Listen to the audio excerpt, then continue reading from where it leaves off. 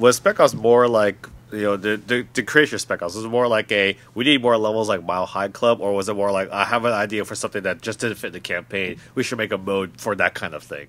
Like, the idea behind Spec Ops was to definitely do co-op, and our brand of single player story co-op just didn't quite gel with it properly, the way that we thought. We thought it would be taking away from the experience we're trying to deliver. So early on in Spec Ops, we wanted to do co-op. We based co-op off of the two-man buddy system, military tactics, sniper spotter kind of mentality like you would see in Sniper Escape and Call of Duty Modern Warfare, the first one. We took that mentality, brought it into this Spec Ops mode, and then first few levels, yeah, they were things that might have been shelved, but then Spec Ops just mutated and became its own thing, and then we actually started building specific levels just for Spec Ops. It really is, it's the epitome of just level designers coming up with a kick-ass idea that is just gameplay. Let's explore this gameplay and put it in here, and it's a perfect place for it. Were there any surprises along the way? Like maybe you came into one meeting one day and you're like, oh wait, this is completely unexpected. We had to redo this level, or we had to completely change something or other. Working on this team every day is a surprise. Even towards the end, the design department gets extremely creative and begins really putting the finishing touches, but those finishing touches could be something so insane that you're like, wow, I didn't know we had to make that. So we go in and spend large amounts of time accommodating those requests. So one particular surprise, I don't know. There are a few, but I think I'd be spoiling things big time if I talked about them. There's one moment in the game that I never thought I'd see in a video game ever. I mean, I saw them pull it together, and I was like, wow, I work on this game. That's good. My team is awesome. Look at these guys. Will we know it when we see it? You're going to know it when you see it. It's badass.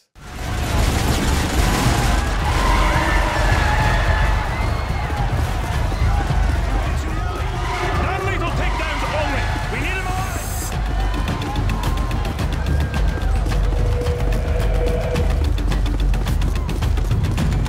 Take the shot. Open his leg. He's down. How did you follow up with Modern Warfare? I mean, a lot of people still play that game even now. What was it like in your first meeting when you learned that you had to, make up some levels for Modern Warfare 2?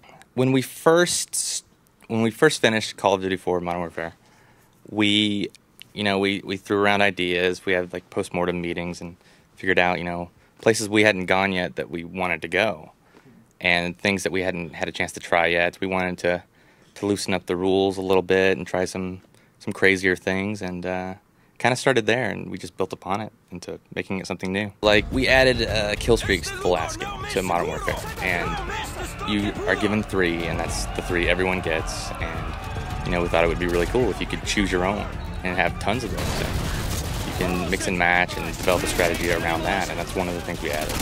And riot shields, it's not even a gun, but it's a defensive tool that you can use, and there's more of those more specialized type items and mechanics in this game.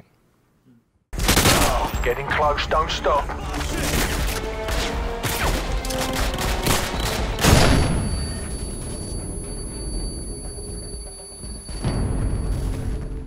Okay, so then I want to go back to kind of where the idea for Modern Warfare 2 started. Was this just before the end of Modern Warfare 1, I'm guessing? Or kind of when did you know that this was going to happen? And with this one, it was a natural, first time we were able to do the story and really kind of, break out of that, because World War II is a great mold to work in, but at the same time it constrains you to where you can go, what you can do, the stories you can tell.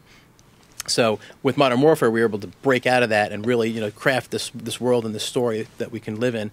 So it was just natural for us to do a sequel. There were so many things that we wanted to kind of take to the next level. There was that story a few days ago that came out about kind of you guys wanting to make Modern Warfare modern, and Activision people wanted to keep it in World War II. I'm curious, kind of after success of Modern Warfare, does that kind of buy you the license to do whatever you want at this point? Yeah, I guess we'll see, huh? You'd think so, but yeah, you never know. Yeah. Never know how Is there things go. anything you had to fight for to get in Modern Warfare 2? The development of the game and what the actual project is, they leave us alone and let us do our thing. where where the worlds collide is in that kind of the marketing areas, marketing and sales. So that's we'll go head to head a little bit on what we want the marketing to be and where and how and game wise. No, that would be terrible of me to do. Yeah.